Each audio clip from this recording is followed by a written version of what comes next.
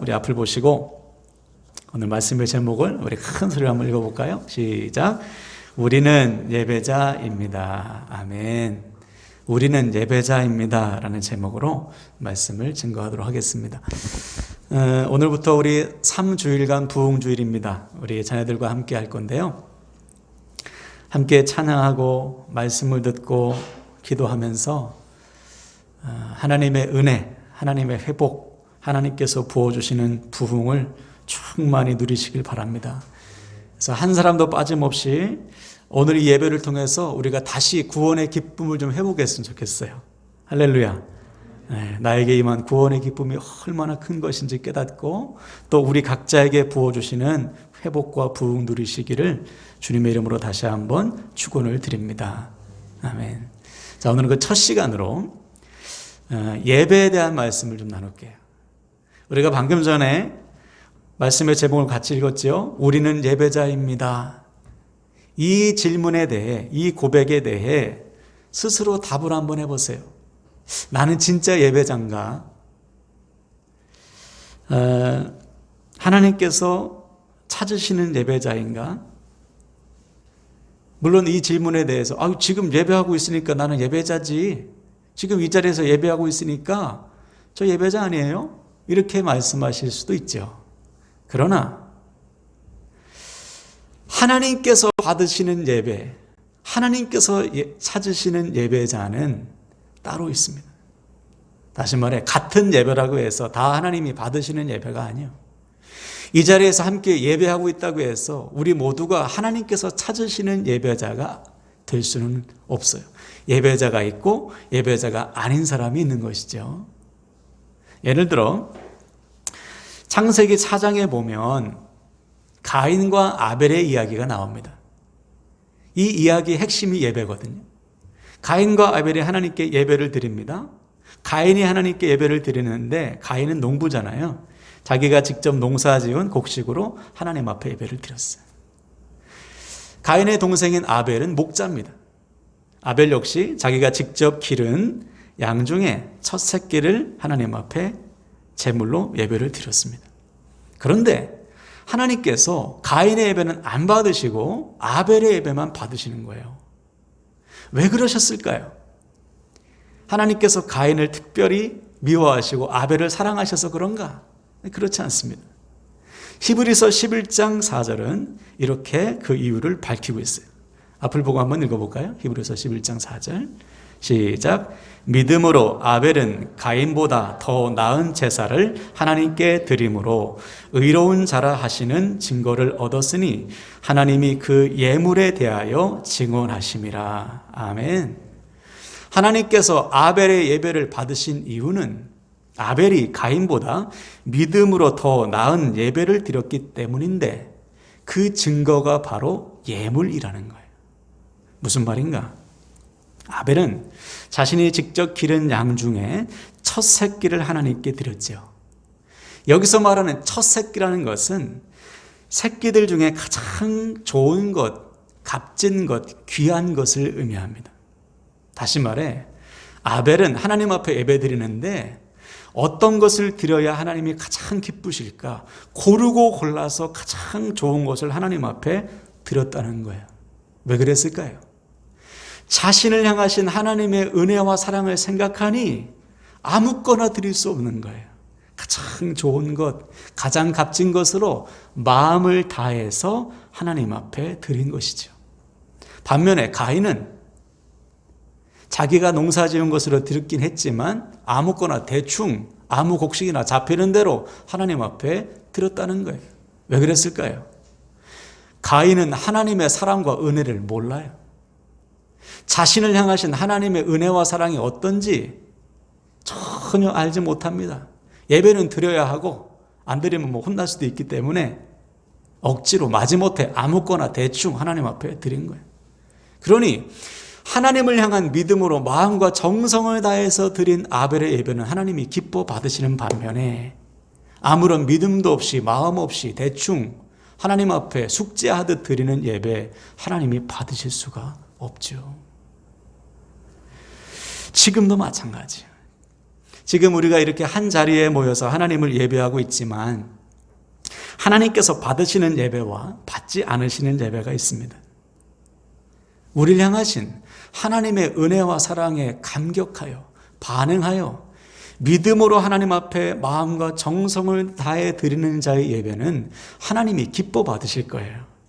그러나 하나님을 향한 믿음 없이, 하나님을 향한 간절함 없이, 기대 없이 정말 숙제하듯이 이 자리에 나와 앉아있는 사람의 예배는 하나님께서 절대로 받으실 수가 없지요.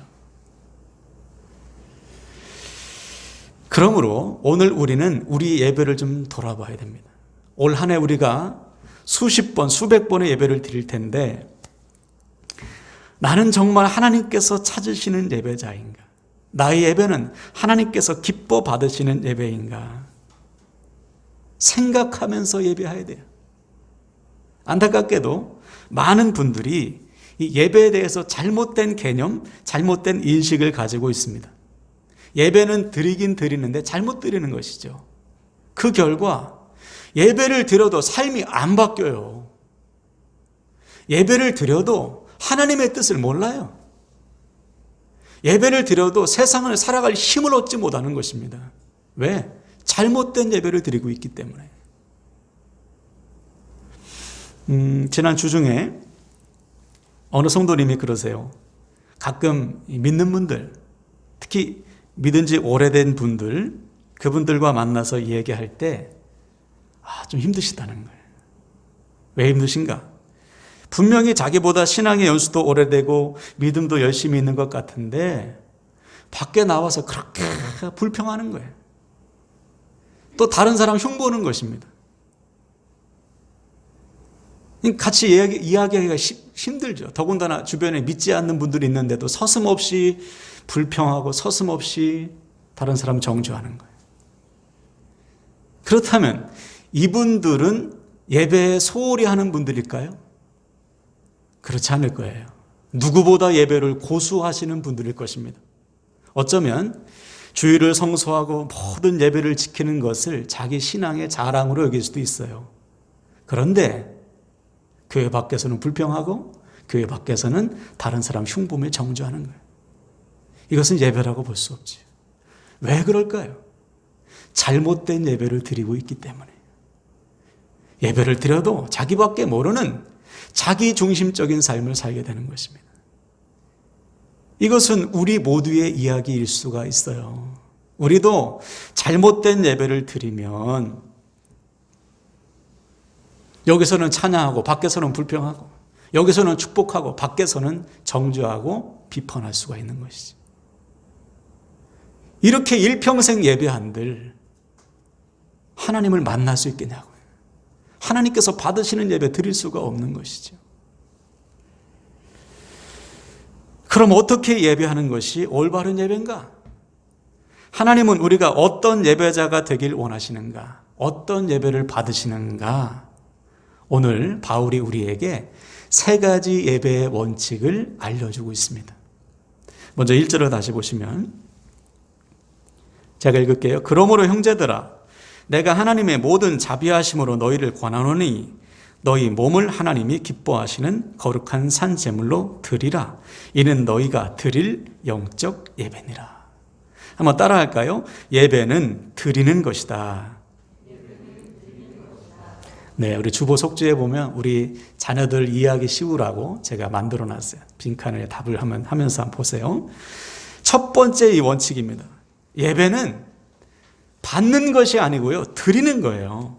너희 몸을 산 제물로 드리라. 이는 너희가 드릴 영적 예배니라. 그렇죠? 예배가 드리는 것임을 반복해서 강조하고 있는 것이죠. 그런데 예나 지금이나 많은 사람들이 드리기 위해서 예배하지 않고요, 받기 위해서 예배합니다. 받으려고 오는 거예요. 받으려고. 은혜 받으려고 예배하고 응답 받으려고 예배하고 마음의 평안을 얻으려고 예배해요. 한마디로 말해서 예배의 목적이 자기 자신인 것이죠. 물론 우리는 예배를 통해서 은혜도 받고 응답도 받고 마음의 평안과 기쁨도 누리죠. 그런데 여러분, 그것은 예배의 결과이지 목적이 아닌 거예요. 예배하는 자에게 베풀어 주시는 하나님의 은혜의 결과, 은혜도 받고 응답도 받고 평안과 기쁨과 담대함도 소망도 누리는 것이지, 그것을 위해서 예배할 수는 없는 거예요.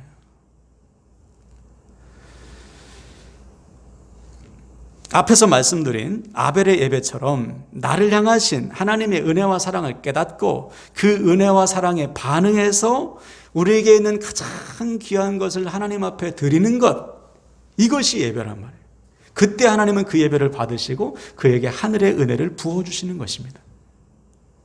그러므로 만약에 우리가 예배할 때 무언가를 얻기 위해서 예배하고 있다면 출발부터 잘못된 거예요. 시작부터 잘못된 거예요. 기도도 그렇잖아요. 우리 주변에 보면 기도하다가도 기도 이제 안 해. 기도를 포기하는 분들이 있어요. 왜 그러세요? 물어보면 기도해도 하나님 응답 안 해주던데 뭐.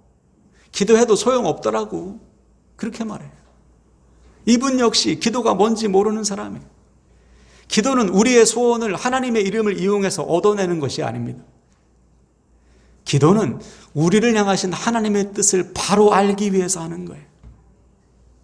예를 들어 고린도 후서 12장에 보면 바울이 기도하죠. 육체의 가시와 같이 찌르는 고통스러운 질병이 바울에게 있어요. 그래서 하나님 앞에 이것 좀 고쳐달라고 반복해서 3번씩이나 기도합니다. 근데 하나님이 노 하셨어요. 아니야, 안 고쳐줘. 대신에 뭐라고 말씀하셨죠? 이렇게 말씀하셨어요. 앞을 보고 읽어봅시다. 고린도후서 12장 9절 말씀. 시작. 내 은혜가 내게 족하도다. 이는 내 능력이 약한 데서 온전하여 짐이라. 아멘. 그렇죠. 왜 하나님께서 바울에게 이 질병을 남겨놓으셨는가? 왜 바울의 간절한 기도에 응답하지 않고 그 가시와 같은 고통을 남겨주셨는가? 이유는 한 가지입니다.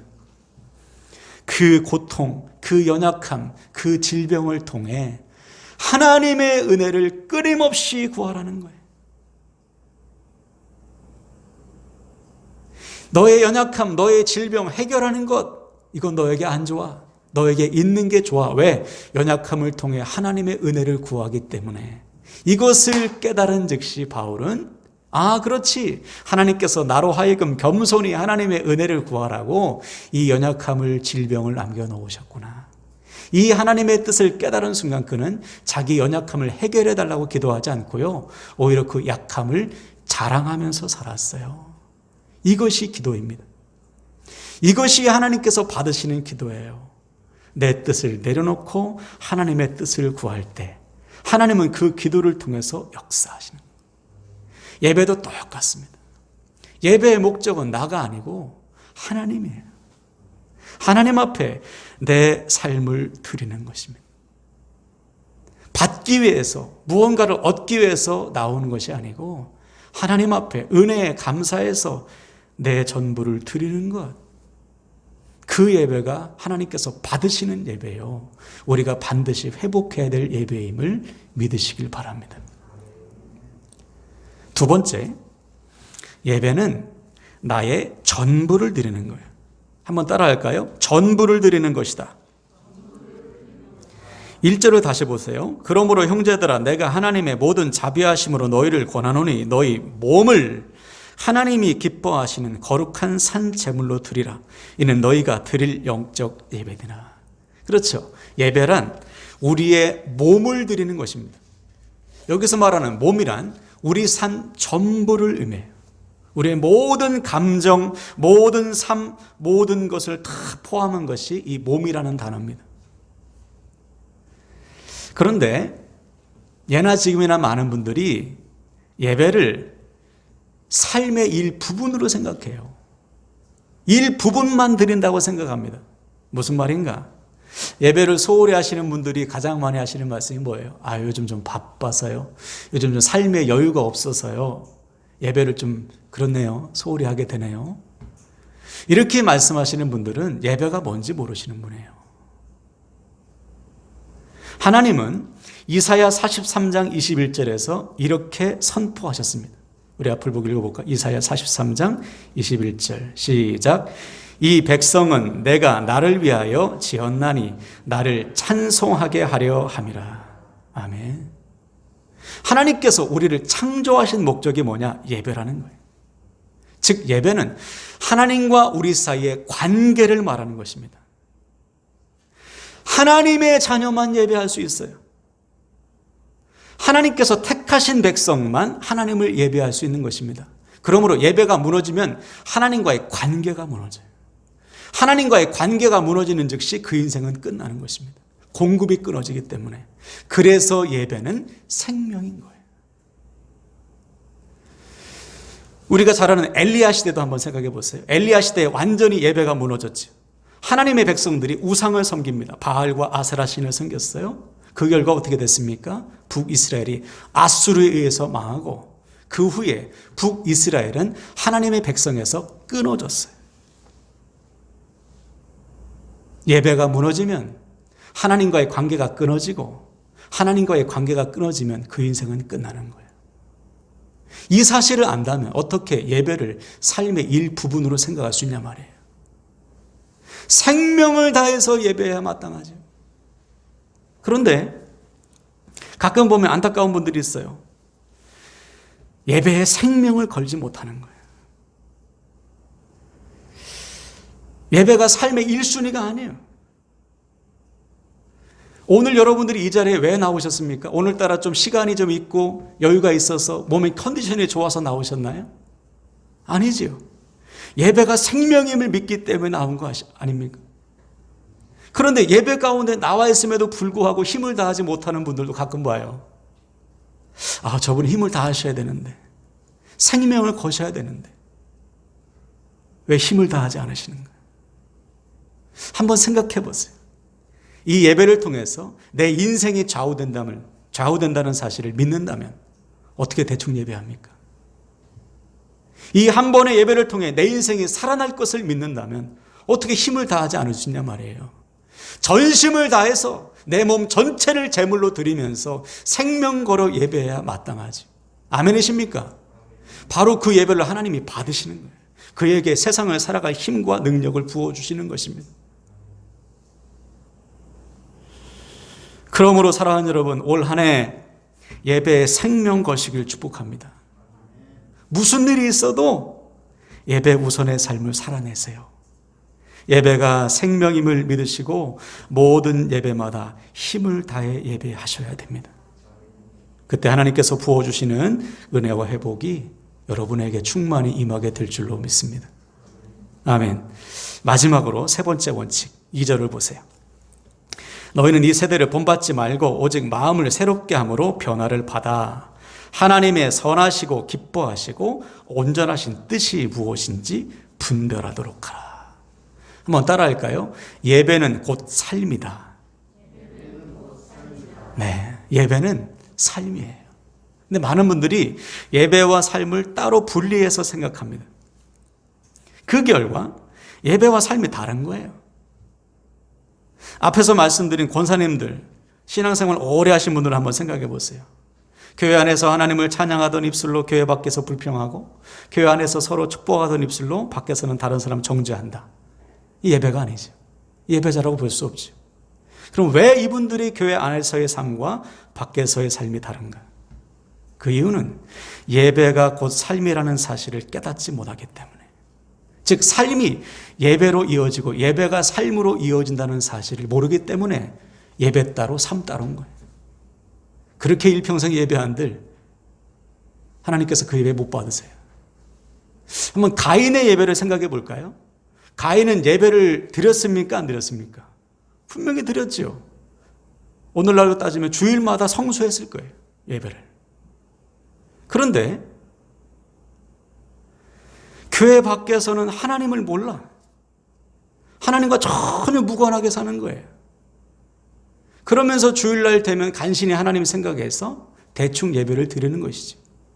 한마디로 말해서 하나님으로 인정하지 않는 삶을 사는 것입니다. 그러니 하나님 입장에서 하나님을 인정하지 않는 자의 예배를 어떻게 받으시냐 말이에요. 우리도 똑같아요. 우리가 한 주간 어떻게 살아가느냐에 따라서 오늘 이 예배가 결정됩니다. 지난 한 주간 하나님을 나의 주인으로 고백하고 하나님을 나의 하나님으로 인정해서 오늘 그 은혜에 감격하여 드리는 예배는 하나님이 받으시지만, 지난 한 주간 하나님과 전혀 무관하게 살다가 오늘 주일이니까 어쩔 수 없이 숙제하듯 나와서 예배하는 자의 예배는 하나님께서 받을 수가 없는 거예요.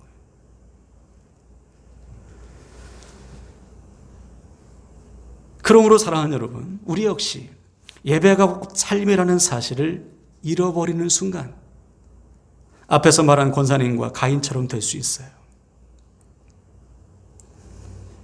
그러면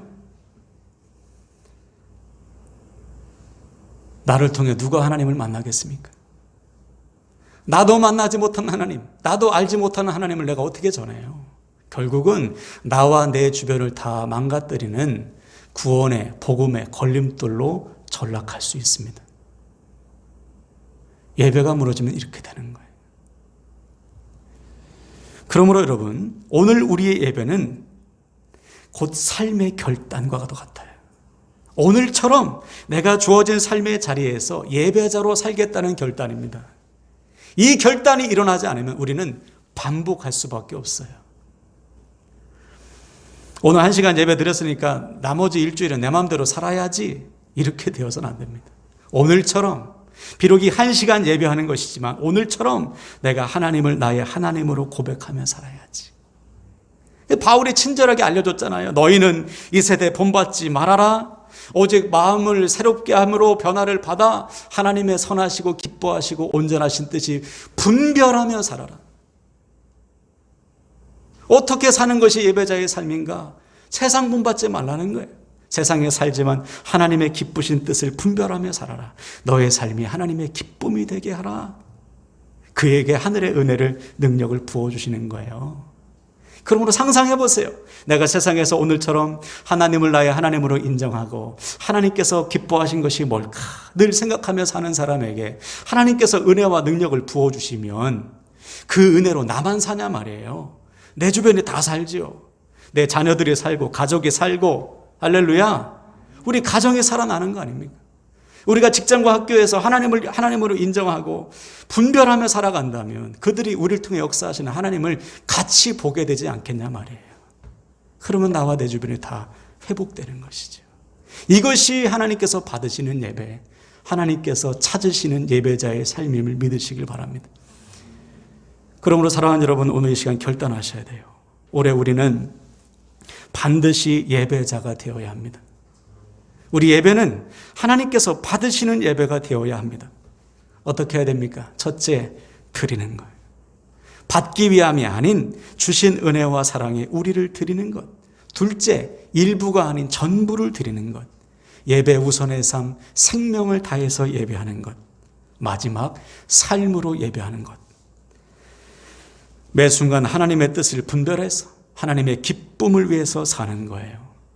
그때 하나님은 우리 예배를 받으시고 예배하는 우리에게 하늘의 신령한 은혜와 복을 부어주심으로 나와 내 주변을 살아나게 하실 줄로 믿습니다. 이 확신과 소망 가지시고요, 오늘부터 하나님께서 찾으시고 기뻐하시는 예배자의 삶을 살아내시기를 주님의 이름으로 간절히 축원을 드립니다. 이 시간 옆 사람에게 이렇게 축복하겠어요. 우리는 예배자입니다. 아멘, 아멘.